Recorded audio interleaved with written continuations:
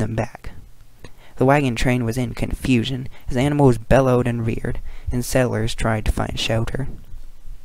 Just then Bronco Bill and Jeff Thompson thundered up from the back and yelled for the wagons to be put in a circle for defense in the middle of the canyon. Soon all the wagons were in a quick circle, and there was less confusion as the settlers took their places behind the wagons with their Winchester rifles in hand. Jack and Bill got behind a supply wagon with their Colt pistols. Jack saw an Indian close to the edge aiming his rifle at the wagon. He raised the pistol and fired. The Indian was still there. He'd missed. There was another crack right beside him from Bill's pistol. The Indian fell to the ground. It was soon getting dark, and the Indians stopped their shooting. Then fires rose all along the top of the canyon.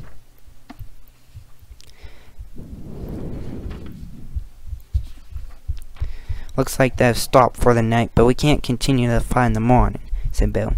"All the bullets are running low, and more Indians will have joined, and they may try to attack the wagons.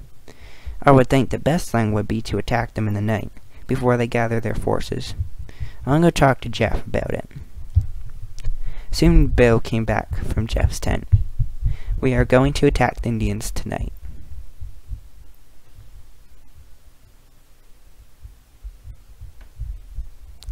Chapter 9.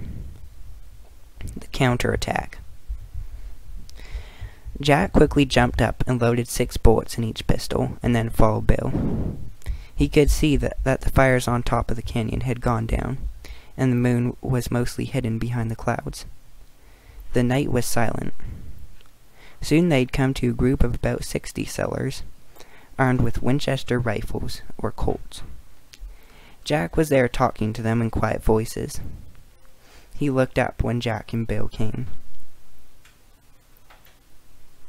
Jeff was there talking to them in quiet voices.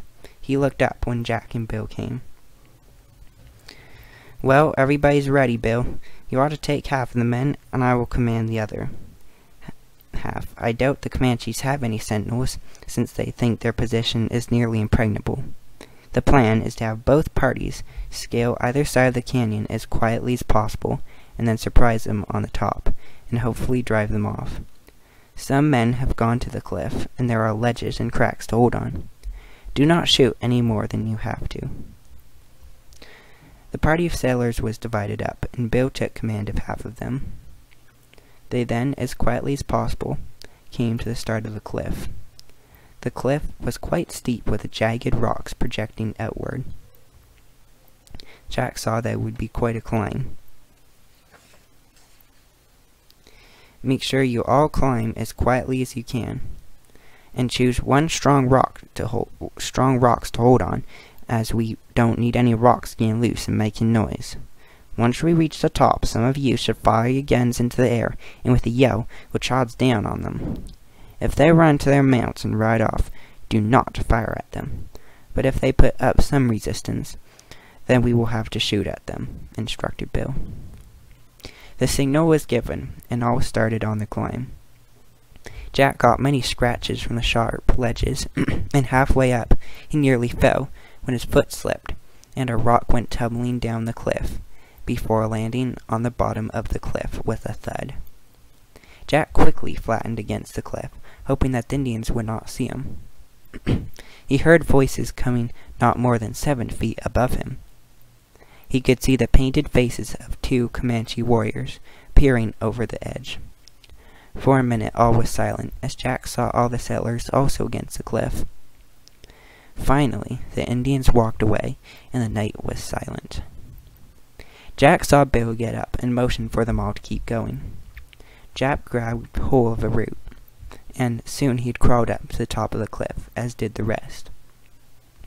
Not far from them were about 10 Indian teepees, made with long poles planted in the ground, and buffalo hides stretched over them.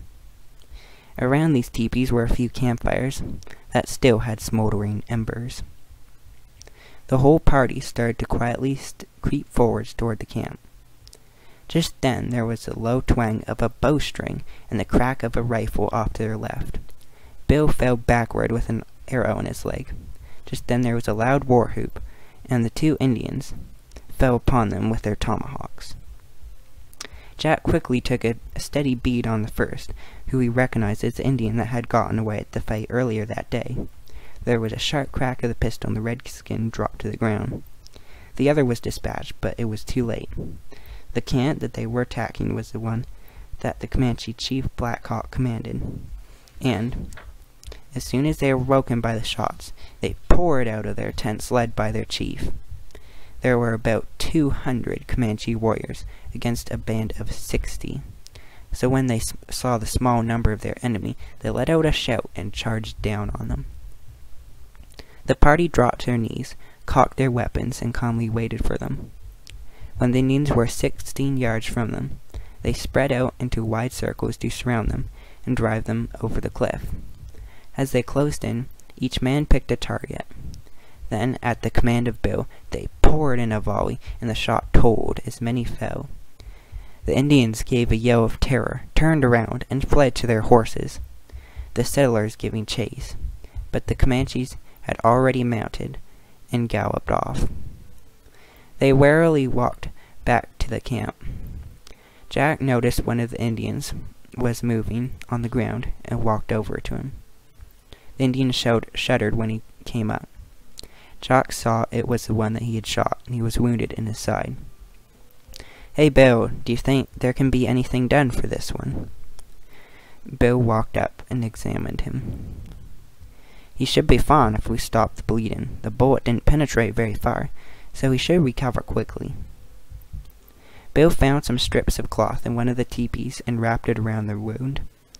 Then Bill started talking to him, as he knew a little of the Comanche language. The Indian was terrified at first, but gradually told Bill that he was Little Bear, the son of the great chief Black Hawk. His tribe a few moons ago had some of their best horses and guns stolen during the night by a gang of outlaws. In revenge, Chief Black Hawk and his warriors had attacked any white mans that entered their territory. Bill explained to him that they had no intention of stealing anything, but only wished to travel peacefully through their territory. He said that outlaws were hated as much by the white men as by the Indians. By this time, the rest of the Indians that were injured were bandaged up. Their Indian ponies, still tied to a bush, were taken to them so that they could ride back to the others. Bill gave them a small chest full of gold coins as a token of their friendship, and the Indian promised to tell his father that the white men were friends with them, and proposed that they stop fighting them.